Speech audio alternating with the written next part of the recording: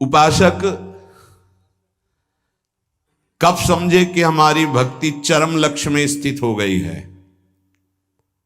बोले जब केवल प्रेम ही प्रेम की मांग रह जाए, दुख सुख मान अपमान इनकी कोई भान वृत्ति न रह जाए और केवल प्रेम ही प्रेम, प्रेम में प्रेम की चाह, तब समझे भक्ति का चरम लक्ष्य जागृत हो चुका है। तुम्हें कोई गाली दे, तुम्हारी भाषा में खूब अच्छे से समझते हो, तुम्हें ऐसे दुख ना हो जैसे कोई तुम्हारी विदेशी भाषा में तुम्हें गाली दे, जिस भाषा को नहीं जानते, तो तुम उसके मुंह की तरफ देख करके बस चल दोगे, मुस्कुरा, कुछ बोल रहा है बस, ऐसे तुम्हारी भाषा में तुम्हें गाली दे, मुस्कुरा के चल दो, तो समझो भक्ति का चरम लक्ष्य जागृत हो रहा है। तुम्हारा अपमान हो, तुम्हारी निंदा, उसे बहुत अमृत है। सच्ची कहते हैं, तिरस्कार अपमान निंदा ये भगवान की प्राप्ति करा के ही रखती है भक्त को। अनुकूलता नमस्कार सम्मान प्रणाम भगवान बचावे, ये जहर कभी पीने को ना मिले। अगर ये जहर मिल जाता है तो फिर आगे कदम नहीं बढ़ पाते परमार्थ के। ये देह बुद्धि कब नष्ट होती भक्त की कि मैं स्त्री हूं, मैं पुरुष हूं? बोले जब भगवत बुद्धि जागृत हो जाती है, सबसे पहली प्यारी चीज है भगवत स्मृति। इतनी याद में खो गया कि देह की स्मृति नहीं रहे, और पूर्ण रूप से देह भाव का त्याग होता है भगवत साक्षात्कार के बाद।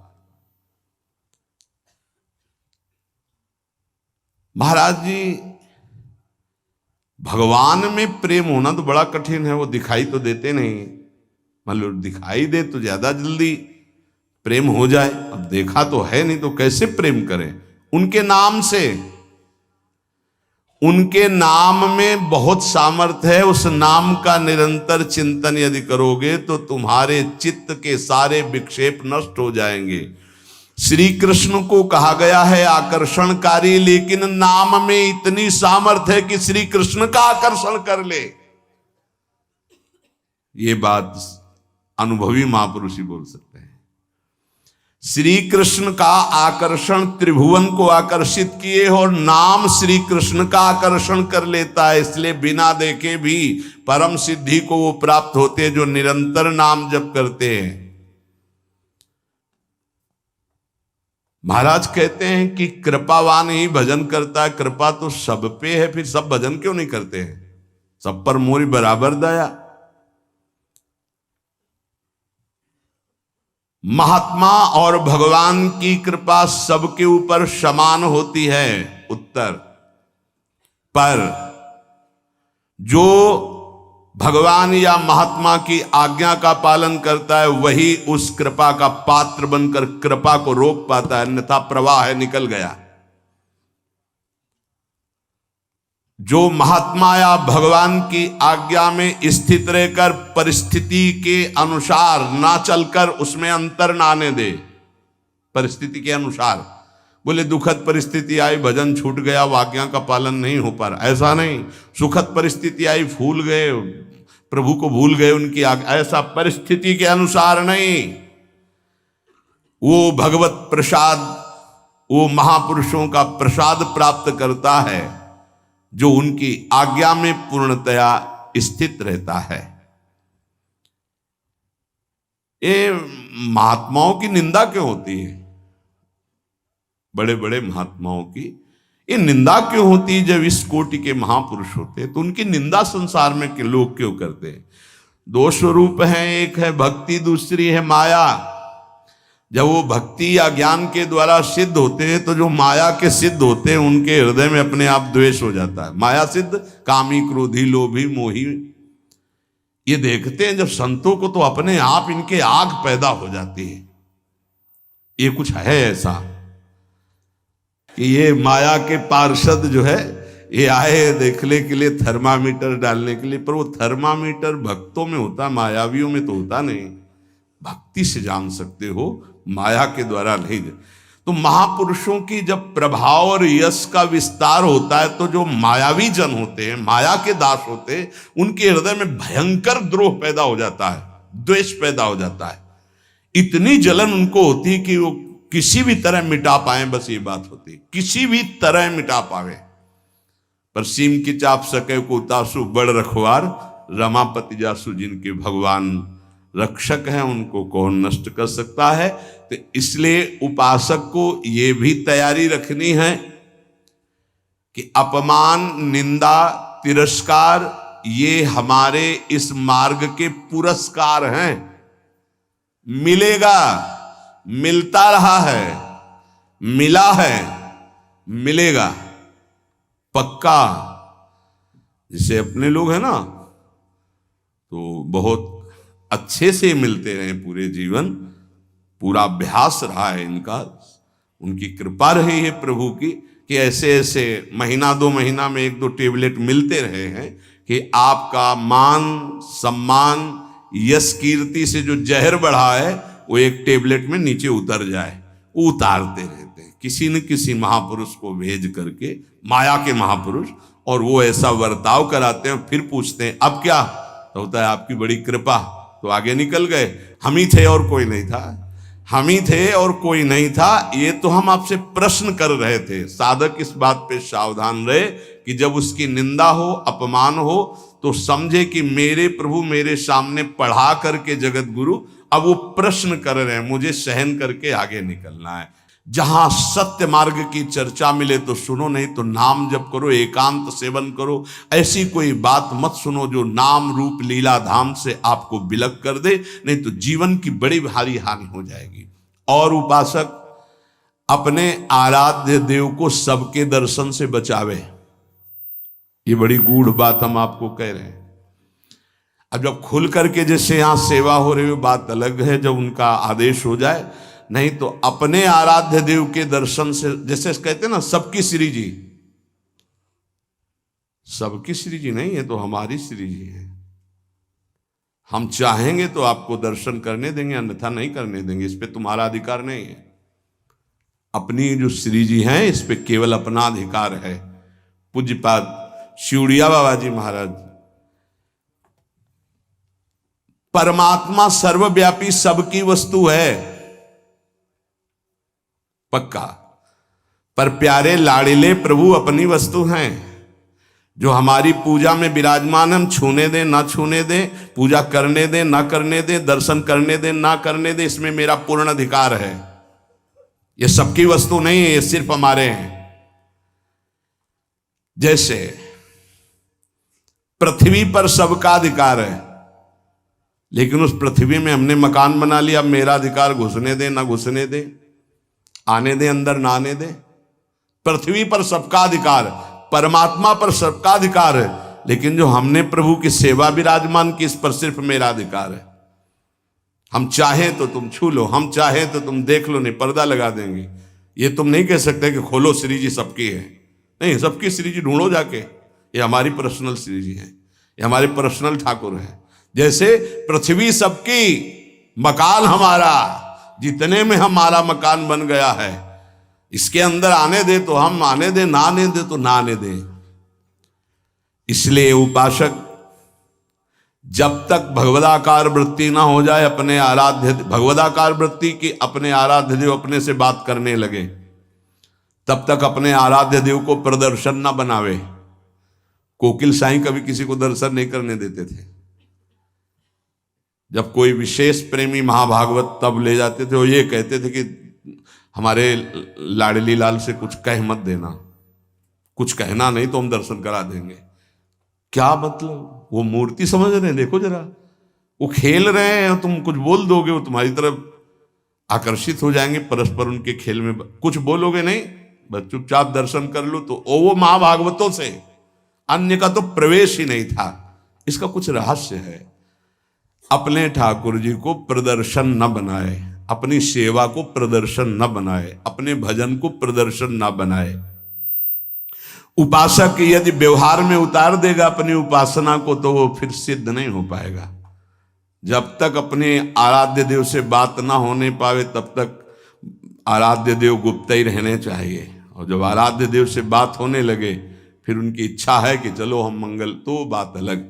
ये गुरुदेव भगवान को भी देखा, आप वो दर्शन, ऐसे जो नाम सेवा है, घंटों ऐसे, घंटों श्री जी का नाम सेवा ऐसे ले, घंटों ऐसे, क्या उनको दिखाई दे रहा है, बार बार बार बार बार। और ये सब होता बंद करके दरवाजा। कभी सेवा प्रकट, वो तो सेवा में थे इसलिए दर्शन नहीं किसी का। और देखो आज वही प्रगट में सेवा हो रही है, प्रगट में सब खुला। ये साधक को ये सावधानी है, कुछ गूढ़ राशि, इसलिए महापुरुष जन कह रहे हैं उसमें क्यों में ना करके अपनी भावना को पुष्ट करना चाहिए। और ये ध्यान रहे कि भगवान को भोग पाने की इच्छा नहीं होती, क्योंकि वो नित्य तृप्त पूर्ण काम है। भक्त का भाव भगवान की भूख लगाता है। जैसे भोजन की खुशबू जो है, भूख ना लगी हो तो भी लग जाएगी ना, बढ़िया ऐसे बने हो तो देख के लगे चलो भाई। ऐसे ही भगवान के अंदर भूख पैदा होती भाव से, भक्त का भाव। अगर भाव नहीं है तो पूज्य बाबा कह रहे भगवान नित्य तृप्त पूर्ण काम है, उनमें कभी भूख पैदा नहीं होती। जब सेवा करने वाला, देखा है हमने कि 2 रोटी और सबसे भूख लगा, फिर गरम गरम रोटी घी लगा के दौड़ के जा रहे हैं, एक एक परोसते जा रहे हैं। ऐसे एक साधक छोटे छोटे टुकड़े करके पवाते जा रहे हैं, एक व्यजन कर रहे हैं, पंखा कर रहे हैं, बीच बीच में थोड़ा अनुकूल जल पिलाते, कभी मीठा पवार के भाव। ये नहीं कि थाल ऐसे रख दिए, पर्दा लगा दिया और चले गए ऐसे। और कुछ लोग तो सुबह चिरौरी और गिलास में पानी रख दिया और फिर शाम के हटा दिया। ऐसा तुम्हारे साथ बर्ताव हो किसी रिश्ते नातेदार के यहाँ तो क्या होगा? जिस कमरे में हो उसी 4 पाई के समीप आकर के एक टेबल रख दे और एक गिलास पानी, थोड़ी चिरौरी रख दे, पर्दा लगा दे बाहर से, या तो दरवाजे में ताला। अब कैसा लगेगा? आप तो पाव बाल भोग में हलवा और चाय और बिस्कुट और ये वो, और ठाकुर जी के आगे छोटी कटोरी में चिरौरी रख दी। परिणाम क्या होगा जानते हो? हाँ, अपराध बनेगा, क्योंकि सेवा विराजमान की हो, परिणाम में आपको फिर संकट घेरेंगे, परेशानी आएगी। अगर ठाकुर जी घर में विराजमान की हो तो अपने पर्सनल ठाकुर जी हैं तो वो वैसे हैं जैसे लाडला पुत्र अपना पुत्र। कैसे? अब कोई कोई महानुभाव तो कि अब हम बाहर जा रहे हैं, पड़ोसी को दे दिए। कभी दो पुत्र अपने पड़ोसी को? दोगे पुत्र? अगर देने की भी बात आ गई तो हृदय हमारा कहेगा नहीं। वो कैसे प्यार करेगा जैसे हम प्यार करते हैं। हमारे साथ ठाकुर जी जाएंगे या ठाकुर जी की व्यवस्था होके घर में ही कोई एक रहेगा? अब हम कहते हैं साथ रखो, पर ठीक है, फिर उनका सम्मान भी रखो, उनको ऐसे सम्मान से रखो ठाकुर जी को साथ ले जाते हुए जैसे ठाकुर जी को रखा जाता है। सेवा का मतलब है स्वामी अधीन हो जाते हैं, बहुत बड़ी बात है जो सेवा विराजमान करना है।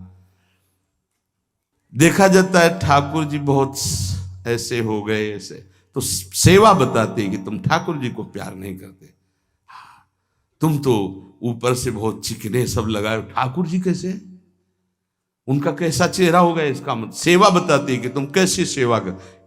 इसी सेवा से प्रभु की प्राप्ति हो जाएगी। भावपूर्वक भोग लगाओ तो उनको भूख लग जाएगी। भावपूर्वक आभूषण पहराओ तो तुमसे कहने लगेंगे। कितने भक्तों से ठाकुर जी बात करने लगते हैं जो तन्मय हुए, हमको आज ये इस रंग की पोशाक से, आज हमको ऐसा भोग चाहिए, आज हमको ये पदार्थ चाहिए। पे अगर भूल गए शयन में जल रखना तो स्वप्न में आके बोले देखो आज तुमने शयन में जल नहीं रखा, आज तुमने रजाई, तो वहां जाके देखा तो वो नहीं। ठाकुर जी बात करने लगते हैं। अपने इष्ट के सिवा अन्य किसी इष्ट विग्रह का अपमान न करे उपासक। यही विचार करे कि हमारे इष्ट ही इन विभूतियों के रूप में विराजमान है। जैसे हम रसिक अनन्य उपासना में हैं, अब हम जा रहे हैं, परिक्रमा लगा रहे, तो केशी घाट में हनुमान जी का अर्चा विग्रह विराजमान, अब आरती हो रही, तो अब ये नहीं है कि हम नहीं, खड़े हो गए, हाथ जोड़े, 2-4 आरती, राधा वल्लभ लाल की जय हो मेरे प्रभु, और चल पड़े। कभी किसी श्री विग्रह का अपमान न करें। कहीं आरती हो रही है, कहीं ऐसा, मान लो आपकी दृष्टि नहीं पड़ी, बात अलग हो। अगर दृष्टि पड़ गई कि अमुक ठाकुर जी यहाँ विराजमान है, तो ग्रीवा झुक जानी चाहिए, राधा वल्लभ लाल की जय, प्रभु आगे निकल जाए, क्योंकि हमारे ही प्रभु विभिन्न रूपों में विराजमान हैं। उपासक को थोड़ा ज्ञान भी होना चाहिए इस बात का कि हम और हमारे प्रभु से हमारा क्या संबंध है। एक बार सभा में हनुमान जी से पूछा गया कि तुम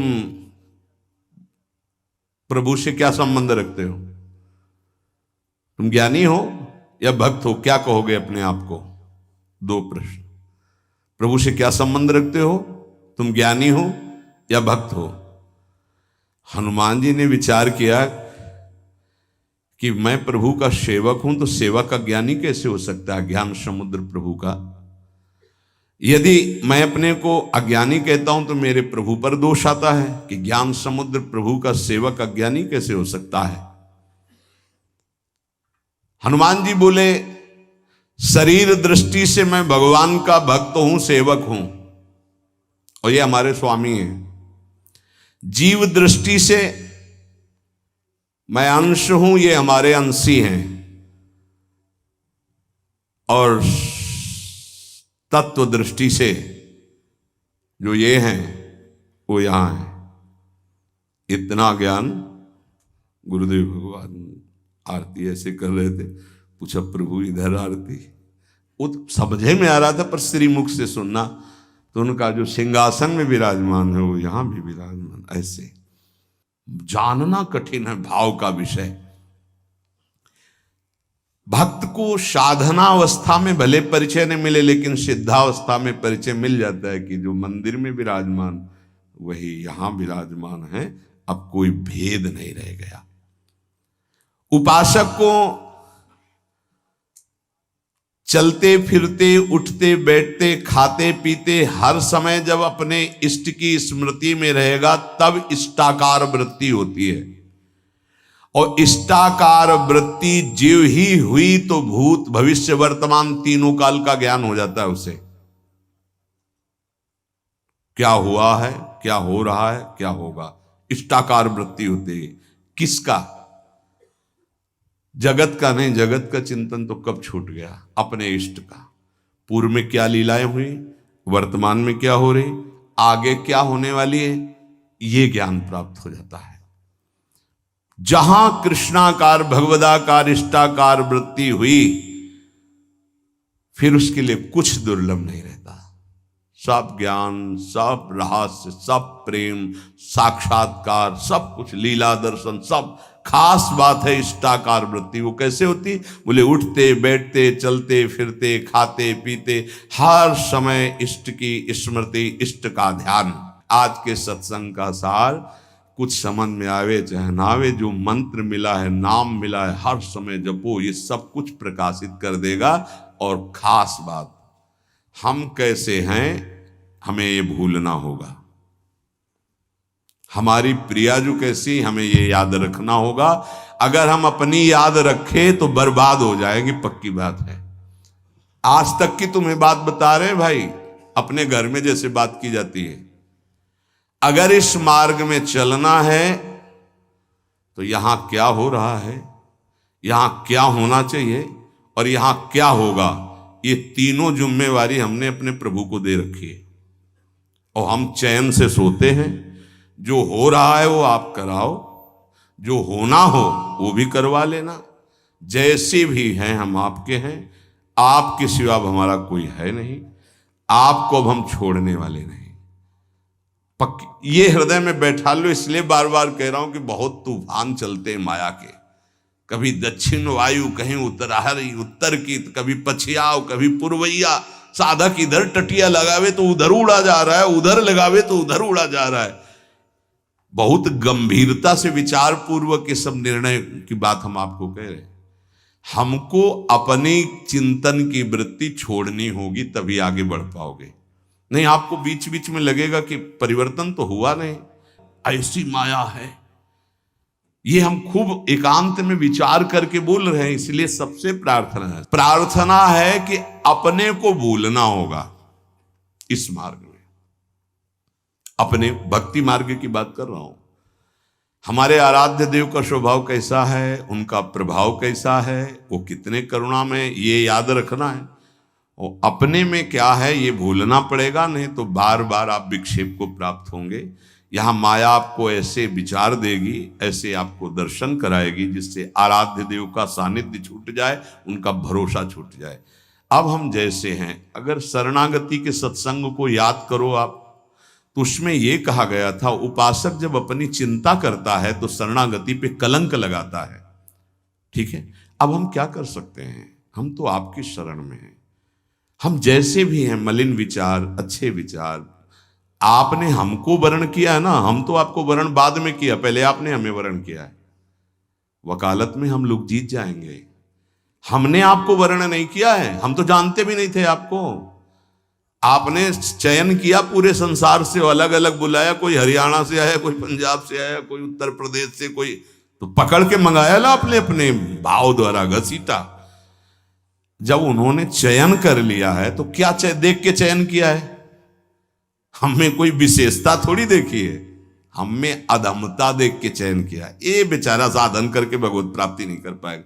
अब हमको साधन से क्या मतलब है, तो किससे मतलब है? जिन्होंने हमको पकड़ा, हमको उनसे मतलब। उनका स्वभाव कैसा, उनका प्रभाव कैसा, हमारी बात मान लेना। हम हंसते हंसते वो बात करें जिससे आप निहाल हो जाओगे। अपने को देखोगे कदम लड़खड़ा जाएंगे, उनकी तरफ देखोगे भाग पड़ोगे। अपने देखने से कभी कल्याण नहीं होगा, उनकी तरफ देखने से ही कल्याण होगा। अपने देखने से बहुत दुखी हो जाते हैं, उनकी तरफ देखते हैं तो बहुत सुखी हो जाते हैं। हमें सुखी होना है, हमें आनंदित होना है, हमें अपनी तरफ नहीं देखना। हम नहीं संभल पाएंगे, नहीं सुधर पाएंगे। कब तक? जब तक उनकी तरफ नहीं देखेंगे। हम अपने को देखकर पावरहीन होते हैं, उनको देख करके हमारे अंदर पावर आती है। जब भरत जी अपनी तरफ सोचते हैं तो कदम लड़खड़ाने लगते हैं, जब सियाराम जी की तरफ सोचते हैं तो उत्साह संपन्न होकर चलते हैं। तो हम अपनी प्रियाजू की तरफ देखें। जैसी परिस्थिति रोज कट रहा है, रोज की रोज आयु क्षीण हो रही है, मृत्यु के नजदीक जा रहे हैं। हमारे पास राधा नाम धन है, हमें दुर्गति की कोई परवाह नहीं है। बोले आपके पास है क्योंकि आप भजन करते रहे। हम एक नाम की बात कर रहे हैं, एक बार तो सुनी लिया ना भी राधा, भले ना बोला हो तो इसका भी हिसाब नहीं, क्योंकि गावत श्रवणम सुनत सुखाकर विश्व दुरित दवनी। बोलने वाला और सुनने वाला बराबर फल का अधिकारी होता है। खूब नाम जप करो, मंत्र जप करो, जैसे भी हैं। इससे बुरी स्थिति में हमको पकड़ा गया है, इससे बुरी स्थिति में हमको चयन किया गया है। आज तो हम घेरे के अंदर नहाए धोए बैठे हैं, कल तो कीचड़ में खेल रहे थे तब हाथ मिलाया। जब हम कीचड़ में खेल रहे थे तब हाथ मिलाया, अब तो नहा धोआ के बैठाल दिया तो अब क्यों छोड़ देंगे? और छोड़ दें ऐसी उनमें ताकत नहीं। उन्होंने आज तक जिसे पकड़ा है इतिहास साक्षी छोड़ा नहीं, तो हमें क्यों छोड़ देंगे? आप समर्थ हो, हम आपको छोड़ सकते हैं, लेकिन आप हमें नहीं छोड़। ये विश्वास है। तोय मोय परी होड़, मो सोना बिगाड़न को तो सोना। ए भाई, हम ये इसलिए बहुत दैन्य होके बोल रहे कि माया हाथ छुड़वा के तुम्हें अपनी तरफ, अपने पाले में न घसीट पावे। देखो तुम बुरे हो, तुम जैसे हो, हमारी श्री जी की हो, पक्का श्री जी मिलेंगी। हम सब उसी पंक्ति में खड़े हैं। सही कह रहे हैं, वो पकड़े हैं इसलिए हम खड़े हैं। नहीं ऐसी हवा चल रही कि ना खड़े रहे, आपकी दृष्टि में भी नहीं आएंगे, ऐसे पड़े हो जाएंगे, ऐसे गिर जाएंगे। वो पकड़े हैं, गुरुदेव पकड़े हैं, श्री जी पकड़े हैं। ये जब हमको पकड़े तो आपको भी पकड़े। आपको नहीं लग रहा कि वो पकड़े तो इतना मान लो हम आपको पकड़े। ऐसे ऐसे नहीं, बहुत जोर की पकड़ है। वो हमको पकड़े और ऐसे पकड़े तो पूरी लाइन बच जाएगी, माया उड़ा नहीं पाएगी। अकेले पड़ जाओगे तो उड़ा ले जाएगी। एक दूसरे को पकड़े हुए हम सब श्री जी के पास चलते। अब देखो, इस जन्म में सौदा बीच में मत करो यार। श्री जी चाहिए, इस जन्म में प्रभु चाहिए, इस जन्म में हमें अब माया से मुक्त होना है। थोड़ा तो उत्साह बनाओ, शरीर तो छूटना ही है, ये छोड़ के जाना ही है। उत्साह बना लोगे तो धनी होके चलोगे धनी के पास, नहीं फिर आएंगे यमराज के दूत तो मार डंडो ले जाएंगे बेमतलब गलत दिशा में। इसलिए हमारा कोई अन्य योनि न मिले, अगर हमें जन्म मिले तो मनुष्य जन्म मिले और भगवान की आराधना करूं, आराधना करके पुनः उनको प्राप्त करूं। वैसे तो इसी जन्म में मिल जाए बहुत अच्छा है, इसलिए नाम न छूटने पावे। ए भाई राधा राधा राधा राधा राधा, श्री राधा वल्लभ लाल की।